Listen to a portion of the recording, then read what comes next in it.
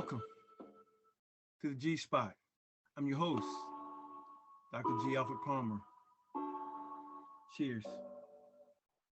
Thank you for joining me for another session on the G Spot, a place where you'll find great support, purpose, opportunity, and transformation. We're here again. And we're going to keep doing it and keep doing it until we get it right. We're going to get it right. We're going to get it right. It's not how you begin the race, it's how you endure to the end. And we're going to endure. I'm going to get this. So I'm going to learn how to present on these platforms. And when I do, you'll hear more. But we'll get there. I'm grateful for you being with me. Thank you so much for taking time out of your busy schedule to spend it with me today, tonight, this evening, whenever you're looking at it. I thank you so much. I'm very grateful. Very, very grateful. You know, I wanted to, there's so much that I want to talk about. But before we get started, I just want to ask that you would do me a favor, that you would like, share, and hit the notification below so that you'll know that when we come out with new content. I'm really betwixt and between concerning this particular session, this video, because there's a couple different topics that I want to address, and I'm going to address them both. I've already addressed the first one, but again, errors with my recording. We'll have to redo it again. So I'm going to skip that one tonight and come back to it. And the topic of that one is, why can't your girlfriend date your ex? And so we want to talk about that. And then we're going to flip it, and we're going to talk about why can't your friend date your ex, and that's for the guys. Okay, we want to try to be balanced here, even though I'm being labeled as a chauvinist and a misogynist. And anyway, we're gonna bring some balance. I believe that that's what spirit is all about. It's about balance. And so tonight's topic is subject that is going to be called toxic relationships, father versus son. And if you are familiar with the Christian artist Kirk Franklin, many of you are aware of what has happened between him and his son Kerrion Franklin, and it's been blasted across the social media and across the internet since it happened. And I want to address it in a perspective that hopefully will bring some balance, because there's going to be difficulties. There's going to be trials. You know, a parent is to love their children, right? A parent is to love their children and to rear them in the direction that they are supposed to go, so that when they grow older, they won't depart. They'll continue in a lifestyle that's consistent with how they were reared. But no one's perfect. No one's perfect. No parent is perfect. No parent that I know of came with the instructions on how to rear their children. Everything's different, even from when you were a child and you were reared by your parents, whether you had two parents or one.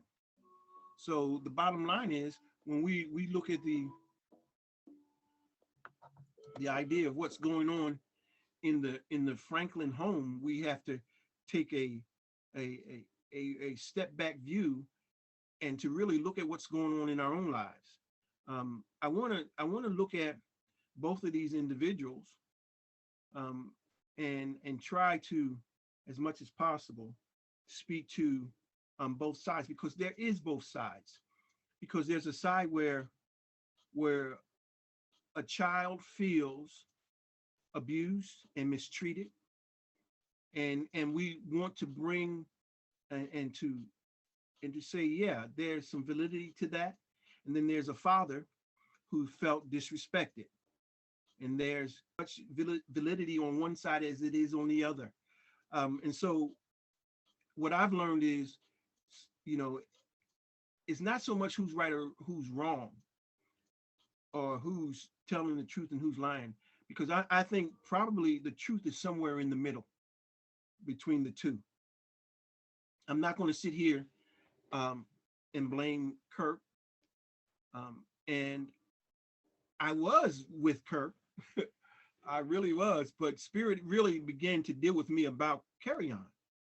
And there are plenty of children out there like Carry On who have who feel like they've been mistreated by their parents. I mean, and expectations and all those kinds of things that are unmet or what have you. I mean, some of us or don't meet those expectations that parents set. Some of us expect more from parents than we get. I mean, it's one of those kind of things that goes back and forth. Now, I have to say this, and I have to preface it by this. Whenever an individual does a video, or whenever a person sends out an audio to make someone else look bad, normally they're going to be on their best behavior. They're going to not be in the normal space that they normally have been, because they know that they're being recorded and they want to send forth the best example and get the most sympathy for their position. That's how we are. If we know that we're recording, we're not going to carry it the same way. That doesn't make sense. That's not a hit on Carry On. That's a hit on what we do as individuals when we are taping and we want to present our best face and to make the other person look like the culprit. Now, when we look at this whole relationship between a father and son, um, I think one of the things that has to be reminded is that a father was a son, right? A father was a son. And I think it's important as a father to remember that, to remember what it was like to be a son. Now, in Kirk Franklin's position, he had no father. He was raised by his grandparents, if I'm not mistaken. Um, and and there's a lot of dynamics that comes with that, not having a father, not having that masculine example in the home on a consistent basis, shaping and forming you into the proper man that you should be. And many small people carry a Napoleon complex. And that means they have to live big in their little body. And with that comes some dysfunctional thinking, paradigms, ideas of how things are to be. And for people that are small, respect is very important,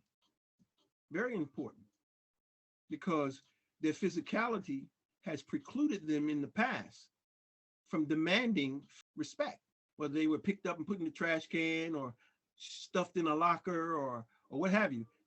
Many have experienced disrespect, and so that becomes important for them as they become grown. And the other thing with that comes around is promiscuity, and that cannot kind of connects with the Napoleon complex, because it's one of those kind of things that to elevate or to demonstrate my manhood by virtue of the fact that I may be a little person, but I still have enough to go around, if you would. So that becomes also an issue relative to what it looks like as as a man like Kirk Franklin. And I'm speaking and using him as a prototype, but at the same token, there are many men like this. There are many men that have in different areas. Maybe your area is education or not having education, and your son is really educated, or maybe you were raised in an atmosphere where manhood was not very prominent. You had a beta example for fatherhood. And so all these different things or dynamics that come into each one of our lives is different for each and every one of us. But one thing is for sure, we all have some type of the dynamic that affects the way that we see the world and that we represent ourselves within this world. So that's part of what I see with Kirk. The other thing with Kirk is this, is that he's out, he goes out to to minister, or if that's what you want to call it, or to perform, because I believe he's an entertainer. I don't believe that so much that he is a minister as he is an entertainer that happens to be a religious one. And his notoriety has come from being an entertainer, and that entertainment capability and has opened many doors for him in many different areas, and not just in the religious or Christian genre. So with him being a working father, as all working fathers are and do, they're not home all the time. And there's an essence of absenteeism, if you would. And the children either raise themselves or are raised by the other parent. In this case, Kerry-Ann was raised by his stepmother, because Kirk and Tammy have been married for over 25 years, both of which have brought children into the relationship. I believe Kerry-Ann was from Kirk's previous relationship, and I believe that, I'm not sure which one, Carrington, I think it is, that was brought from, I'm not sure, I think it was Carrington, that was brought in from another relationship, or maybe Kennedy, I'm not sure, from another relationship. But I know they both brought in kids from their other prior relationships. Now, what that does is that adds a whole different dynamic in relationship when we look at the whole idea of family, because now what we're seeing is a young man whose father is not home a lot, being raised by a stepmother. That's going to present problems, because a boy's going to have issues listening to a stepmother, just like some children will have problems being disciplined by a stepfather. So that presented a problem. That presents a problem in that he probably presented her problems. I'm sure he presented her problems and challenged her. And when Kirk came back, he had to handle it, as he should have. And Kerry-Ann, being a person that's raised as a celebrity's child, may have experienced some air of entitlement, or he definitely experienced some favor based on his notoriety from some folks, because of his father. And that's a reality. That's a reality. Now, I know that on Kerry-Ann's IG, his Instagram, he says that he's an author, a producer, and a cinematographer. I don't know what work he's done. He could have, he may have. I'm not sure. I'm not a real follower of that type of genre of music, Christian music, like I used to be. I used to be very much into it, back in my religious days. But I don't follow that genre anymore. So I don't know if he's into religious music or is he into any other genre of music. I'm not sure. But he lists himself as that. Getting back to Kirk, one thing that happens with Christian or religious artists is the whole idea of expectations. They expect certain behavior, certain dress, certain language, certain, depending on what religion is, they expect certain to fit in the box. See, that's what the thing that religion does. If you don't fit in the box, if you don't allow yourself to be tied up and bound up within the confines of the box of that religion, then what happens is you're not considered to be a part of that particular religion,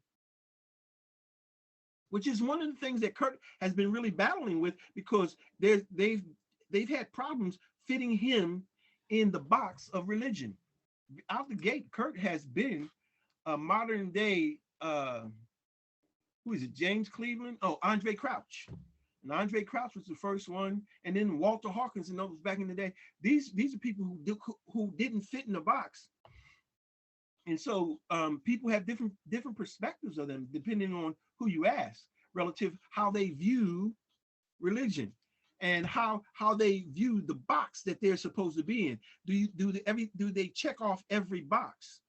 The way they dress, the way they talk, the way they look, where they live, are they married, their sexual preference, all these other things become the box, and you have to check it off each other. And so expectations people have, even in every relationship, people bring expectations. They want you to do this. They have already preconceived notions and ideas of what you're supposed to do. They have expectations of vision, of ideas, of ideology, and it can come from their parents, it can come from their religion, it can come from their community, it can come from their education, it can come from the culture in which they are part of. And so these expectations help to build paradigms as to what is and what is not acceptable. It helps build a culture.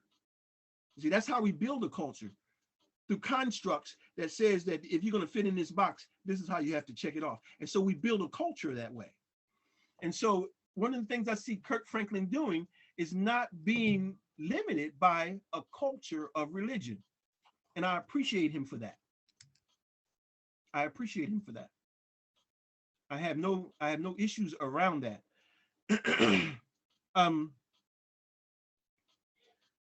Now, one of the things that happened is that Kerrion has been, and I'm going back and forth. I hope you can stick with me.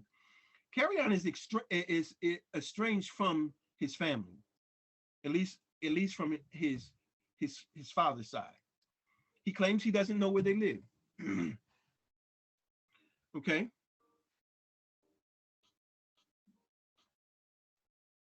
He claims he doesn't know where they live. That very well may be true. Now, there could be some reasons for that on both sides, and I want to look at both sides. Maybe Kerrion has done in his behavior has put the family in a kind of position that they don't want to submit themselves to anymore. They're not going to allow it. So he's been cut off from the family in that regard. Now, from Kerrion's side, maybe the family has been mistreating him and don't want him to be a part of the family. And as a result of that, they've done things, they've done gatherings, they've gone to affairs, and they've gone, and he's not even been told that there was going to be one. And so he felt left out, discounted, because he's the only child or the oldest child, which also brings different dynamics. Being the oldest child and being a boy brings on different dynamics than the other children. There's a different set of expectations for an elderly son than there are for other children within the family. I get that too. So, I mean, I think what we're seeing is that there are issues on both sides. There are issues on both sides. Now, I have an issue with Kerrion really trying to hurt his father's brand. I have issues with that, but at the same token, we are more than a brand. I hear people won't do things, or I had people tell me that they didn't want me to use their music. They didn't want me to do this or that because they wanted to protect their brand. Listen, if that's your life, your brand is your life, you are definitely going to mistreat people because of that brand. And so maybe that's what Kerrion experienced too. He experienced mistreatment in connection with that brand. And because of that, he felt some animosity toward the brand and wanted the people to understand that this is not who the person is. That is a brand. And a brand is an image that's intentionally set forth by the ones who promote it. But the person, that's not who the person is. So Kirk Franklin cursing doesn't upset me. It doesn't. Because that's who Kirk Franklin is. That's Kirk. That's Kirk. Who we see on the videos is Kirk Franklin, the entertainer. But we want to put, and what we do with religious entertainers or ministers or whatever you want to call them, what we do is we put expectations, undue expectations on them. And these expectations come from our preconceived notions, a lot of times from religion and religious ideology and ways of thinking. In most cases, he's supposed to be this, he's supposed to be that.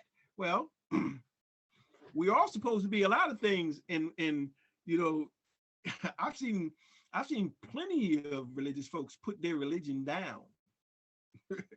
You know what I mean, right? So that has nothing to do with who Kirk Franklin is as a person. So what we have here is a father on one side and a son on another.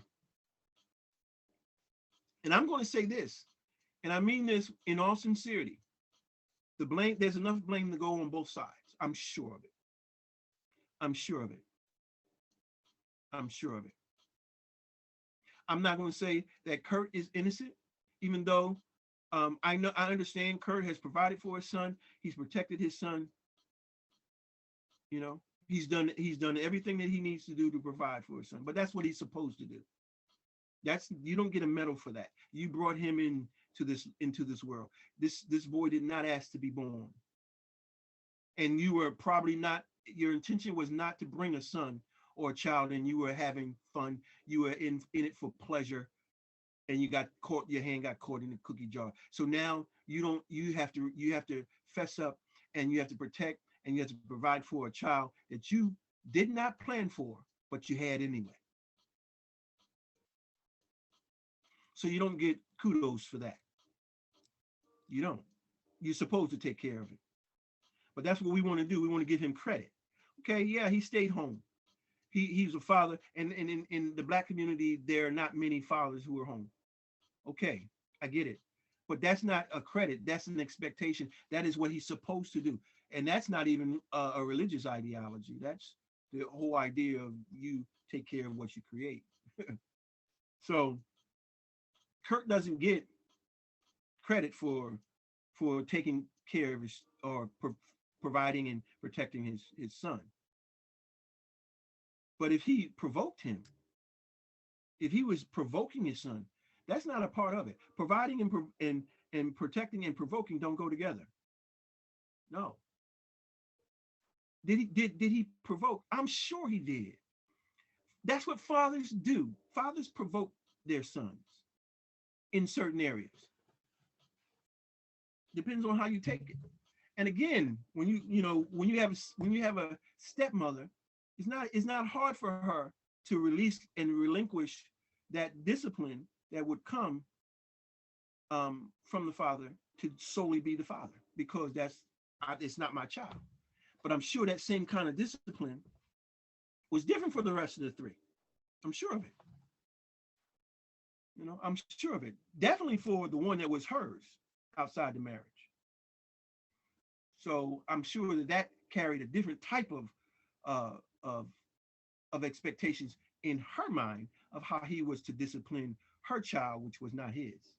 It's the same way with any mother that brings a child into a relationship. She can say that she'll allow you to discipline her child, but the truth of the matter is, there's going to be issues. There's going to be issues.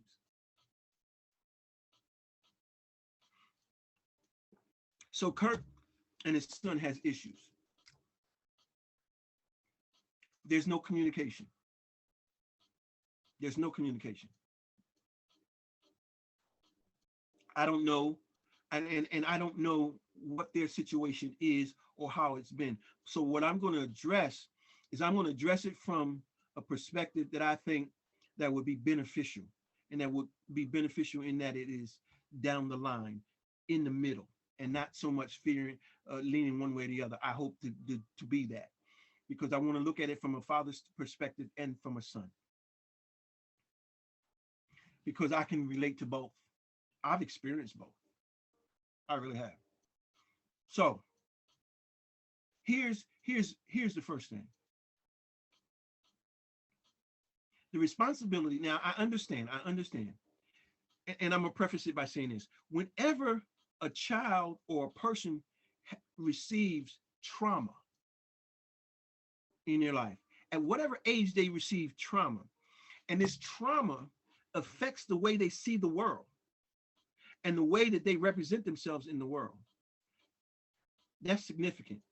And not only is it significant, but at that particular age, they really stop growing emotionally. They may continue to develop, but still they carry those emotional scars from that trauma. And it affects the way they see things and do things. Now, whatever that is, whatever that is, Carrie-Anne probably came into a relationship, and Kurt was in love with this lady, and maybe he was neglected somewhat. Maybe he was put off. Maybe, I don't know. But I'm saying I can see those things happening. So as a son, he was wounded, and as a wounded son, he stopped growing at that time where he felt wounded. So even though he's 32, maybe the incident that scarred him took place when he was 7, 8, 9, 10 years old, and he carries that, and it affects the way he sees himself, affects the way he sees the world, affects the way he sees the family. It affects the way he acts within the family. And so it affects the way he relates with his father. So that could very well be that Carrie-Anne has been wounded. I would have to say, without question, he's been wounded. Now, if he's been wounded and you're the father, your responsibility is to do whatever you can to amend. Now, I know it's difficult. It's difficult. But you have to do what you can do, Kurt, whoever you are. It's your responsibility as a father. If they don't want to reconcile, if they don't want, you just continue to try periodically. You reach out, you continue to reach out. That's your blood. That's your seed. That's you, man. And if you and you so you don't give up on your seed. He's been wounded, justly or unjustly, knowingly or unknowingly. He's been wounded. So if he's been wounded, then it's up to the father to ascertain where and how can we heal it. How can we heal it? Because you are my blood. Now, as a son, what has to happen is that you have to learn to get up from where you were. You can't maintain that because it will always continue to block you from moving forward. So whatever the offense was, what we've got to learn to do is first forgive. You cannot go anywhere until you forgive. Whatever it was, whether it was intentional or unintentional. And that's what Kirk needs to do. Kirk needs to apologize. Find out what it was and apologize if given the opportunity. But first, before that son can even, he's got to forgive even before he gets to the place of being able to sit down with his father. He's got to forgive. Understand this. If Carrie-Anne doesn't make it right with his father, he'll carry it to his son. Because that's what Kurt is doing. Kurt is taking this, probably the same woundings that he suffered from not having a father, and in some shape, or form, or fashion, has also projected those things onto Carrion, knowingly or unknowingly, intentionally or unintentionally. He's done it. So it's the father's responsibility to reach out. You don't unless there's a legitimate reason, you don't not tell your son where you live or know where you are.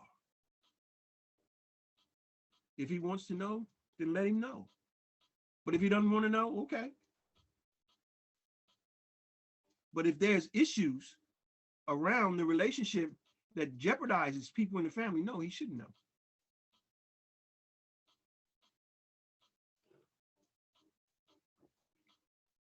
There are a lot of dynamics that come into play.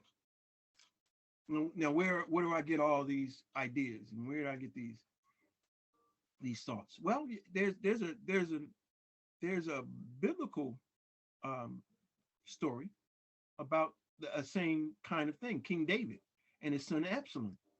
He had issues with Absalom. He had issues. Absalom had some serious issues, but so did David. And David's issues were the same issues that Absalom had. David had sexual issues, so did Absalom. See, so a lot of the issues that you have when you have problems with your son is the mirror effect. You're seeing yourself, and that presents problems. So what needs to happen is to own that those are some of the things that he's projecting are things that you did, and you, as a father, have basically passed on. So there's some things to own up on both sides. The son needs to own up on his behavior, and the father needs to own up that maybe, some of this is my fault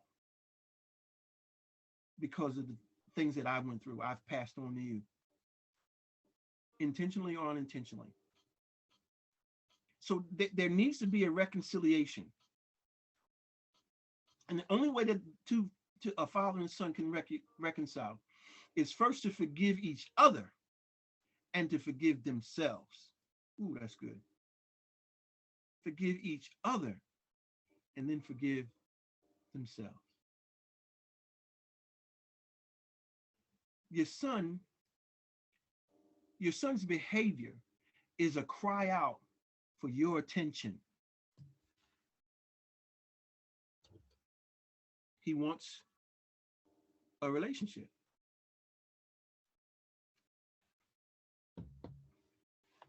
He wants a relationship with you, the one that he didn't get as a result of another relationship,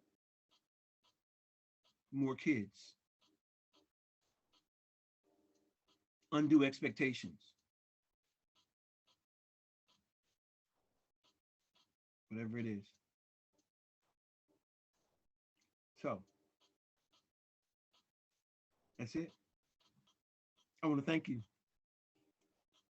Thank you for this time together. It wasn't too long, right? Wasn't too long. Fathers and sons, toxic relationships. The only way they can be healed is to forgive and be forgiven. Everybody makes mistakes. Everybody. And those people who ride hard with Kirk, they're going to continue to ride with him. They're going to continue to ride with him, regardless of what Carrion has done. A lot of people are getting on Carrion's case, me included. I was at first, but Spirit chastised me and revealed to me the relationship that I had as a son. And I can relate to Carrion in some way.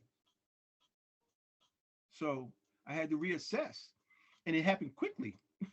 I got whooped quickly, chastised quickly. Because I earlier today I put some things out. I'm like, hey, you know. But spirit, if you open the spirit, spirit will deal with you quickly, depending on how willing you are to hear, not listen, hear. So my well wishes and positive energy and prayers go out to not only Kirk Franklin and Carry On, because all they are a type and shadow of all those fathers and sons that are having difficulty and having toxic relationships. All they are is a type and shadow that represents so many, so many. So if this particular video has been a blessing to you, I would hope that you would share it with someone and allow them to see the importance of reconciliation within relationship, reconcile relationship instead of toxic ones. Till the next time we come together, Dr. G. Alpha Palmer. Peace.